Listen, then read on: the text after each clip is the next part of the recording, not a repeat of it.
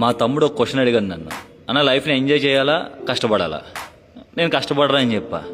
అదేంటన్నా రేపు చనిపోతే పరిస్థితి ఏంటి, ఈరోజు ఎంజాయ్ చేయకపోతే అని అడిగాడు.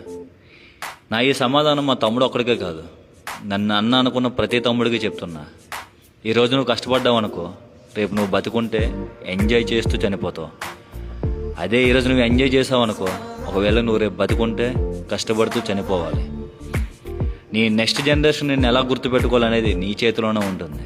చివరిగా ఒక్క మాట, ఇది నా ఒక్కడి జర్నీ కాదు, మనందరి జర్నీ. మా తమ్ముడు ఒక క్వశ్చన్ అడిగాను నన్ను, అన్న లైఫ్ని ఎంజాయ్ చేయాలా కష్టపడాలా? నేను కష్టపడరా అని చెప్పా. అదేంటన్నా రేపు చనిపోతే పరిస్థితి ఏంటి, ఈరోజు ఎంజాయ్ చేయకపోతే అని అడిగాడు. నా ఈ సమాధానం మా తమ్ముడు ఒక్కడికే కాదు, నన్ను అన్న అనుకున్న ప్రతి తమ్ముడికి చెప్తున్నా. ఈరోజు నువ్వు కష్టపడ్డావు అనుకో, రేపు నువ్వు బతుకుంటే ఎంజాయ్ చేస్తూ చనిపోతావు. అదే ఈరోజు నువ్వు ఎంజాయ్ చేసావు అనుకో, ఒకవేళ నువ్వు రేపు బతుకుంటే కష్టపడుతూ చనిపోవాలి. నీ నెక్స్ట్ జనరేషన్ నిన్ను ఎలా గుర్తుపెట్టుకోవాలనేది నీ చేతిలోనే ఉంటుంది. చివరిగా ఒక్క మాట, ఇది నా ఒక్కడి జర్నీ కాదు, మనందరి జర్నీ. మా తమ్ముడు ఒక క్వశ్చన్ అడిగాను నన్ను, అన్న లైఫ్ని ఎంజాయ్ చేయాలా కష్టపడాలా?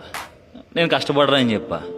అదేంటన్నా రేపు చనిపోతే పరిస్థితి ఏంటి, ఈరోజు ఎంజాయ్ చేయకపోతే అని అడిగాడు. నా ఈ సమాధానం మా తమ్ముడు ఒక్కడికే కాదు.